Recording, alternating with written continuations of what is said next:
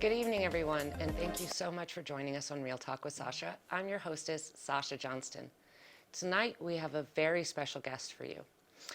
We have a new organization in Albuquerque called the Kindness Club, which emphasizes interactions between students and their community to try to increase their moods and attitudes and show them better ways and chances of success.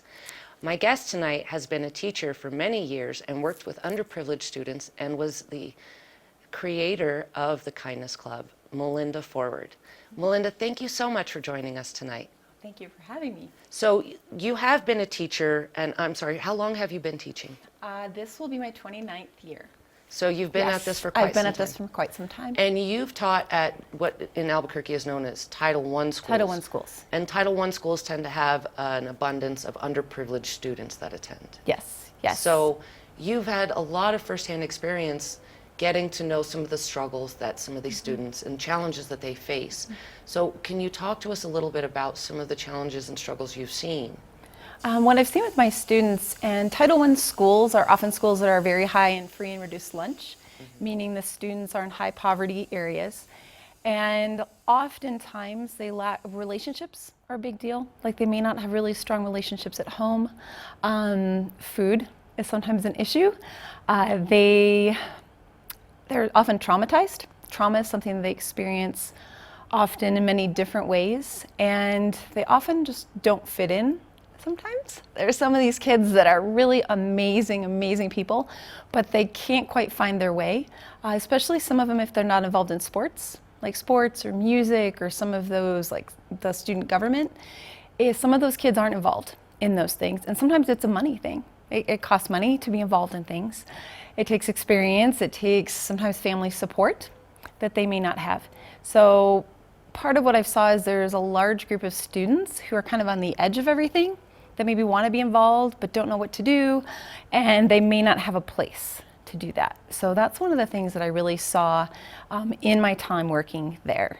And it seems like you, in the time that we've spent with you, it seems like you're trying to do quite a few things to change some of those circumstances for these students. So you've created activities that students can participate in without any monetary contribution or any kind of skill level or any real prerequisite. So you've made a lot of all-inclusive things. So why don't you tell us about a couple of those things? So part of our motto is Kindness Club International, where everyone belongs and we all have a voice. It's really important to me. Any event we do, there's no charge for anyone for any kind of fee. We do a couple of projects. One that's really popular is Inspiration Rocks, which is literally putting out a gigantic table of rocks with markers, often not Sharpies that are shiny and metallic, and having everybody just sit down and talk to one another and create rocks. They may leave, they may take them with, they may leave them on the table, they may take them with them. That's one that's really popular. Another one that's really popular is Take a Smile. And we have a challenge going on right now. We have monthly challenges online, and we put them out for individuals, for schools, and it's a little poster that says take a smile. It has little smiles on it, and you tear off the smiles and then you share them. It's literally that simple. And in a school we put them in all different colors. The kids pass them around themselves, we put them up on the walls, they take them home, they put them out in businesses, and that has been a really popular project because it's so simple, it's so easy, and even if students are shy and they're kind of hesitant to get involved in something, they're often very excited to take one of these, and it's like the whole class. So at the first I'll ask the class, hey, anybody want to pass these out? A couple girls usually will raise, okay. But by the end of the offering, like, do you want to do this? Everyone will have one. Everyone, all the boys that you could kind of tell they wanted to, but they wouldn't. Once it becomes the in thing, then it becomes not the in thing to not do it. So that's another one, our Take a Smile challenge. One thing I really enjoyed watching is you don't just focus on activities for just the students. You've actually found a way to create activities that not only encourage student participation, but encourage parent and teacher participation as well, which it seems like you've actually had quite a bit of success with. And I know that's the murals. Yes. So why don't you tell us a little bit about the murals? Yes. So I created a t-shirt for my organization that had a tree on the front. And I started a club at Van Buren Middle School, and we put the tree as a mural on the wall. And then that just evolved to one mural, to another, to another. And what I found is that the mural was a really great space to bring people together. That anyone can paint. We have an outline often, so you're not making things up, you're painting within, painting over the stencil or painting in the lines. And everyone then becomes an artist. And often I'm not an artist. I'm like, well, you just paint in the lines. They're like, I can do that. So adults and kids say that. And then everybody has that place. So it doesn't matter what age you are. If you're part of the school, if you're part of the community, it really just brings everyone together. And then that creates something lasting that is just this huge visual for change and transformation. And so it's really this outward expression of what's going on the inside of a school and on the inside of all the kids and the people. And for me as a community partner these past 2 years in a variety of schools, including Whittier Elementary School, it's sometimes hard. You don't get to know a lot of people. So we did a mural festival at Whittier where we put up 5 murals in 7 days. And huge murals, not small ones, but huge ones.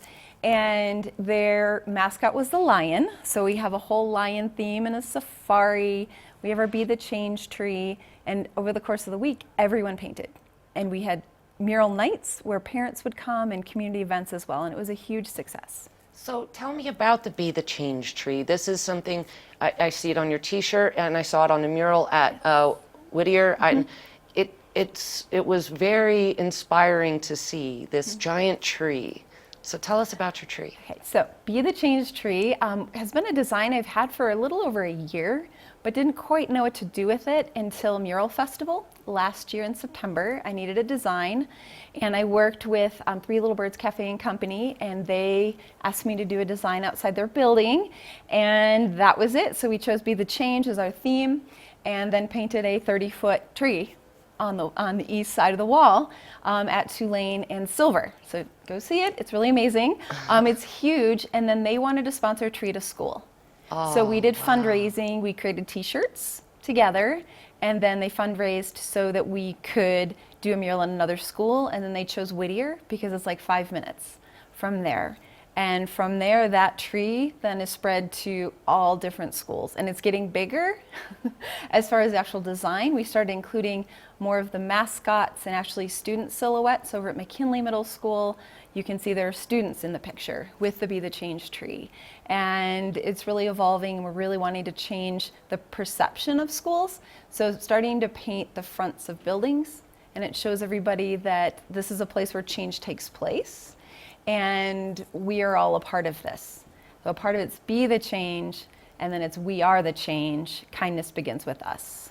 Well, That's Melinda, we're going to take a quick break, but when we come back, we're going to talk about how Kindness Club has actually been making an impact around the world and some of the other projects that they've been working on to make other communities just as prosperous. So stay tuned and we'll be right back. Dreamstyle Remodeling has been wowing homeowners in New Mexico since 1989. Selected as Best Custom Home Remodeler for 3 consecutive years by readers of the Albuquerque Journal, we're also your exclusive provider for top home improvement brands like Renewal by Anderson, Four Seasons, Blaze King, and many others. Founded and headquartered in Albuquerque, Dreamstyle Remodeling is family-owned and now employs more than 500 people across the southwestern U.S. In fact, we've helped more than 60,000 homeowners improve their home in New Mexico, Arizona, California, Idaho, and West Texas.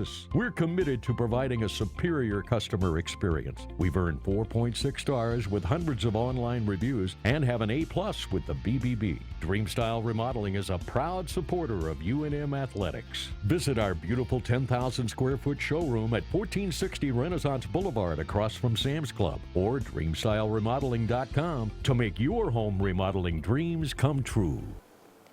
Thank you for joining us on Real Talk with Sacha. We're here with Melinda Ford today, and Melinda's telling us about her new organization, the Kindness Club.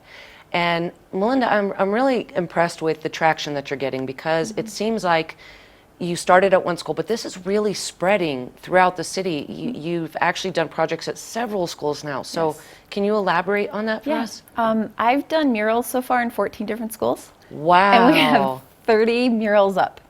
Wow. So our Be the Change tree is one of them, our Kindness tree, but then we have a variety of other trees, and we're actually doing 4 mural festivals this fall. So I'm very excited to have that work again like it did at Whittier in the spring. So that's one of the things that we're going to be doing. And part of, I think, what helps is that we're doing, I have these monthly challenges. And so every month, the kids at a school want to start a kindness club. They have a challenge, whether it be write smiles or writing thank yous or putting up a gratitude tree sculpture or inspiration rocks. We have a variety of challenges that are designed for a small group of students to begin, but then to have it go to the whole school. And by having challenges like that, I'm able to put them online and then put them out to schools around the world. So we have 124 schools and organizations around the world who have signed up to start up clubs and to be a part of this whole program. So that's a part of it going global, which is amazing. So just amazing. I've seen that you've actually done a TED Talk about this, and I had an opportunity to watch your TED Talk. And you talked about how you started all this with notes, thank you notes, and teaching children gratitude through these thank you notes. And so I thought that was really inspiring. What gave you that idea? Well, the idea to have kids writing notes came from a note that a student wrote to me that I found about 8 months after she wrote it. And at that point, I was having a really hard time at teaching. My position had kind of changed a little bit, and I wasn't sure if I was really, it just wasn't what it had been in the past. But when I found her note, I realized that I was in the right place, I was doing the right thing, I was making a difference, and that just really helped me be inspired and gave me more power, I guess, to get through the hard parts that were going on. And I thought, well, maybe we could do this school-wide, have my whole class do it. And everyone goes through hard times at some point, and just having kids write notes feels good. Like when you just write a note, you yourself feel good, and then passing that along, it really is powerful. And I found that when the school did it all together, the impact was huge, because we had hundreds of kids writing thank you notes. So hundreds of people were receiving them. And then I put the challenge out to other schools and other teachers, and they started doing the same thing. And then that's when we really started expanding. And I did a talk on Twitter for a global presentation, and that's how we got the name the Kindness Club, because a school in Hawaii, a teacher there said, oh, this sounds like our Kindness Club and the projects we're doing. And I didn't really have a name for our club. It was we all have a voice, but didn't really have a name. And I said, Kindness Club is perfect. So that's when we adopted Kindness Club, and we were a sister school with this school in Hawaii for a while. And then that's where this whole idea that all these projects fall under kindness in a variety of different ways. And I think that's what I find most interesting and that I love about what you're doing the most is it seems like you're genuinely trying to spread kindness, and especially in some of the most difficult places to find kindness. And I hear that it's even inspired some kindness around the world. So you shared with me some interesting things that have happened with a group. Why don't you tell us about that? Yeah, so I'm on Facebook and doing live feeds, and I see other people come up on my posts, and there was an organizer in Uganda, and I started seeing some of his posts where he was doing live videos, and they were passing out school supplies to children. And then I saw another video where they were doing a tomato project with youth, and then I saw another one where they were working with women and chicken project, and I was really curious to find out what they were doing and what they wanted to do. And I started just messaging with Dumba in Uganda and found out that there was this big need for the children. He's taken in 27 orphans, which to me is the ultimate form of kindness, that they have taken in 27 orphans and widows into their family home. Wow. And are feeding them and clothing them and using the little resources that they have to take care of one another. And I was really inspired by that. And I thought, well, what can we do? We are an international organization, but what can we do to partner with them so that we can help use the vast resources that we have and help them do more work with the children? So we've been taking donations, and in a matter of weeks, we've provided scholastic supplies for 21 children. So we have 9 to go until we have the 30 that are staying with him. And then we're also looking to invite schools and students to help raise funds for an orphanage, because they're not going to be able to keep this going as long as it is. So now we're going to invite the students and schools in Albuquerque and around the world to help contribute to this orphanage in Uganda. So how can we all come together to make this possible? And I love this idea, from trying to create an environment of inclusion and gratitude and connection. you now have a lot of people trying to help support an orphanage being built in a place very far away, but a place that really, really needs it. And I think that that alone is inspiring, because you started off with a small idea to make some sort of small change and impact in your students' lives. And even if it worked for only a few, it'd still be worth it. But now, now you have the opportunity to make an impact in 27 children's lives, somewhere across the globe, who had a far greater need than even most of the students in our community had. So I thought that was a really inspiring story.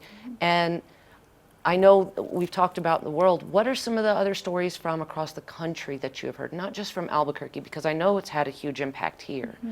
And I know you said you've worked with teachers all over the country, and we've talked about Hawaii. What are some of the things that you've heard from teachers from outside our community who have implemented some of the ideas that you've had? Yeah, there have been schools around the country, thousands and thousands of letters and thank you notes that have been written.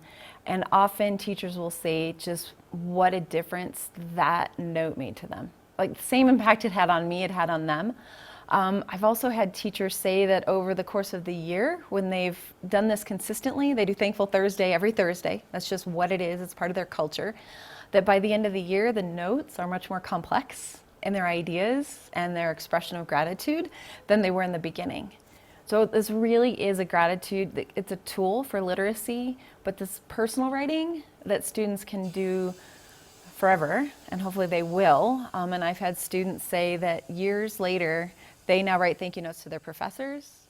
They write thank you notes to people around them. They never would have thought to do that before.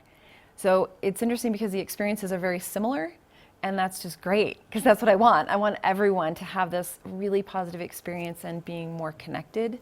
And then people are writing the notes, feel good too, and it's not about receiving, it's about giving. And the kids are like, well, what if I don't get one? Or what if someone doesn't get one? I'm like, it's not about that. It's about us giving. And that's a gift to ourselves. And having kids see that and learn that is really special, because then that they can take with them for a lifetime. So when we came out and we were with you on the day you were painting at Whittier, you know, we got to talk to teachers. We got to talk to parents, and we got to hear what an incredible impact that they feel that this has on their school. And Whittier is one of those schools that I would consider a high need. Yes. You know, they have a lot of challenges, especially with the students in their community. But you have had the benefit of doing this for so long. You've actually interacted with former students who are now adults. And I wanted you to talk about that experience as well, and what they've talked to you about when they come to you and say, hey, Miss Forward, you know, what have you heard from students who are now adults who got to participate in some of these things? What I've heard is them saying that it really made a difference for them when they were at school. Like that being able to, the participation, that opportunity to be with a group of other students who were all about spreading kindness, helped them lower their stress level, helped them feel like they fit in, helped them feel important, and that they were valued. And they didn't really feel that anywhere else. They didn't feel valued. They didn't necessarily feel like teachers cared about them. And not that that's the way it was, but that perception, sometimes it's a perception issue. And that was really special to know that they got that I cared. Because I think that for me is really important in teaching. That the students understand how much I care about them as people. Like I teach kids first, and then I teach them French. Or I teach them these leadership skills, which is really what I'm doing with these kids, these leadership skills, but I'm teaching these like little humans who are so amazing, and they're so amazing, but they've got these trials and tribulations, and they're always gonna have them. And I talk about that. This is a life thing, and we're all in this together. Well, Melinda, we're gonna take another break, but when we come back, we're gonna tell everyone who's watching how they can participate in the Kindness Club and how they can get involved more with their schools and their communities. So stay tuned, and we'll be right back. Well, I'm going to the frontier, walk up to the cashier, order up a root beer and a number one. Cover it with green stuff, one scoop is not enough. Find a booth is real tough, back by the Duke. Meet my family, meet my friends in the quirkiest restaurant I have ever been. All of Albuquerque's favorite spot, it's the Frontier Restaurant. The Frontier Restaurant is a proud supporter of ProView Sports Network. Don't sacrifice quality and flavor when you're in a hurry. Golden Pride offers ribs, fried chicken, green and red chili breakfast burritos, and Frontier Cinnabons. 4 great locations, or visit us online at goldenprideabq.com. Golden Pride Barbecue Chicken and Ribs, proud supporter of ProView Sports Network. Good evening, everyone. We're back on Real Talk with Sacha, and we've been talking with Melinda Forward from Kindness Club International tonight. Now, Melinda, you have all these great ideas, but you're only one person. And I know that your organization depends highly on community involvement. That's kind of one of the tenets of the organization, is getting other people involved. So I kind of wanted to stop for a minute and talk about some of the ways that people who are watching could get involved. I know that there's lots of different opportunities for that to happen, so maybe you could share some with us. Sure, and that is definitely true. I'm just one person. This thing is way bigger than I am. I talk about this, I laugh, like, this thing is huge. I do have so many ideas. And I can't be in all schools, but other people can. Like literally, other people can be in every school, everywhere. So part of what people can do is go online to thekindnessclub.net and register for one of our challenges, for our Take a Smile challenge. You can join the club, which I would love. And if you do that, then we will send you email updates about meetings that are going on. We're probably do a meeting like once every month, a community meeting here in Albuquerque, but we'll also be live streaming from that event and how you can get involved, because you can get involved from anywhere in the world with these activities. So there's community meetings online. We're going to be doing 4, maybe 5 mural festivals in schools this fall, and we need people to help run those. And that's one of the things that we'll talk about at our community meetings, and people can come out and help with that. And then there's also a donation aspect. So people can join for absolutely free. It doesn't cost anything Nothing. to sign up for this stuff on the Nothing. website, and they can volunteer, and that's all completely free as well. But there's another way I know we've talked about people can help, and that's sponsoring some of these murals and some of these challenges at these schools. Yes. So can you tell us, if someone wanted to sponsor a mural, what would they need to do, and what would that entail? What would that include for you guys if they decided to sponsor a mural? Okay, so yes, so we're looking at 4 schools with 4 to 5 murals per school, so that's about 20 murals that we're looking to put in these schools. So if someone wants to sponsor a mural, they can go online to join the club, and there's a link, say I'd like to sponsor a mural. Or I know someone who'd like to sponsor a mural. So that is also in there. And then that'll put me in touch, and I'll be able to contact them. And for the sponsors, what that'll provide for us is the paint, glitter, because I use glitter in my murals. So that's often, sometimes as expensive as paint is the glitter, because that's kind of funny, but it is. And brushes and all the other supplies, but then also for staff to come help paint. So what we do is we have everybody involved, which means we have to have people helping the kids and directing and doing that. So that's a part of it too. It helps with that coordination. And then if someone sponsors a mural, then we'll put their name on it, on a plaque, and then we'll also put them online and promote them for that and in everything that we're doing. So it's really, really important for us that it's a partnership where we're really supporting the people in the community who are supporting us. And when you say you get people involved, I know at Whittier you got even the custodial staff involved, and there was even a boom lift involved, because that, what is that, 30 feet high? At least. Oh, it's probably 35. It's a really tall building. It's a 2-story, 3-story Yes. building, and you painted the entire side of it. And so I know that there's a lot that goes into this. And so for some of the murals, a boom lift is required because of the height of the wall and everything. Yes. I did see you have a lot of supplies as far as when you bring them for the kids to use, you make sure they have lots of different colors of paint, lots of different brushes, and lots of paper towels, because as we've discovered, paint goes everywhere. It really does. It does. And little wet wipe things really help too. They So, do. yes. They do. So now we talked for a minute about the project in Uganda. Yes. If somebody wanted to contribute specifically for that, what could they do? How could they get to you, or make sure that their contribution goes towards that project? Okay, so on my website, front page, same thing. So it's thekindnessclub.net. You can go down and it says to sponsor, to participate, and you'll see a picture of the little kids just smiling, and you click on that and it'll go to that page. And then it explains all the different things they're doing there. Like I said, there's the tomato project and the chicken project, and they're wanting to build the orphanage. And so then you can contribute to those different projects. And if you'd like to sponsor a child to go to school full time, and that's $40 a month. And then there's a link right there, and they just make it a monthly thing, and then we will connect you with the child that you are actually adopting there, and we post pictures online, and it's very transparent. I know sometimes people are very nervous about contributing. I've had people, when I was actually sending the money to Uganda, like, okay, do you know? I'm like, no, I know, I'm good, Yeah, good. you But actually have there's a reason, connections. I vetted. I mean, I'm very, Yeah. very, very careful, and so I really honor the work that they're doing, and I honor funds from people. I really value that.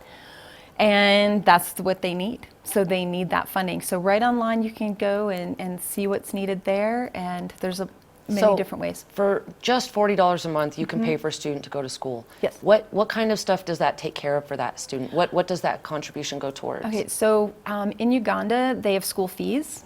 So they're $25 to $30 a month for the children. So part of it'll go towards the school fees, and another part will go towards food and clothing, things like sleeping mats even, and mattresses. So it's interesting when you see a student get sponsored that the first thing they'll have their school supplies, but then you'll see that they have tennis shoes. And then you see in a picture again that they have a sleeping roll and a blanket or a mosquito net, and you just see them light up. And I think that's what Kindness Club International is all about, is like spreading this positivity and spreading kindness with whatever resources we have to change lives.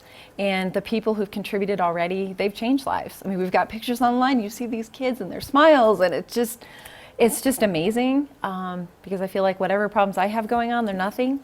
That's the way I just felt too. Absolutely When you're nothing. talking about children who are getting excited about having a pair of shoes Yeah. or a blanket or a mat to sleep on the floor Exactly. on. Right. And I think to myself, no matter what's happening that's bad in my life, these are kids and they're dealing with the most severe aspects of reality. Yeah. So it's so inspiring that, not only are you making change locally, and not only are you doing it at many schools and at many age levels with students, but you're also able to inspire connections and activities with the teachers and the parents and the school staff. And now you're inspiring local people to try to make an impact across the world. I mean, that's a lot that you have going on, and all while you're still a teacher. Yes. So it's that's pretty impressive. That's pretty impressive, Melinda, I gotta say. I think you have a really amazing idea, and I think that you have a lot of potential with your idea, and I'm seeing, just since I heard about it recently, I've seen how much of an impact, now that I know about your club, that you've actually been able to make across this city. So, and at Whittier, I mean, it was just so, the murals changed the attitude of Everything. the school. It made Everything. it bright and happy and really nice. So I just want to say I'm completely inspired by you. And I am fully supportive. Thank you. And I certainly hope that our audience, is inspired to get involved, to either start a kindness club at their own school, to contribute or sponsor. You don't even have to sponsor a whole mural. You can sponsor part of one, part of right? a mural. You can buy t-shirts. We have t-shirts. We have all sorts of other things so that you can participate and wear this conversation everywhere you go, which is kind of cool because I get asked all the time for my t-shirt. Be the change. What's that all about? And at a store a week ago, the cashier asked me about that, and I'm like, oh, it's about this. But the guy's like, oh my goodness, I had this lady in here, and she was all mean. I don't think I did anything wrong. And I was like, you probably didn't. I'm like, everybody has bad moments They and do. bad times, and so you're very kind. I can see that. And just like that conversation, because I was wearing this shirt, is inspiring to me. Like just that building of relationships. Well, thank you so much for joining us tonight, Melinda. You've been an amazing guest, and I hope we get to have you on again soon. Thank you. And thank you to our audience out there for joining us tonight. We hope to see you next time on Real Talk with Sacha. Good night.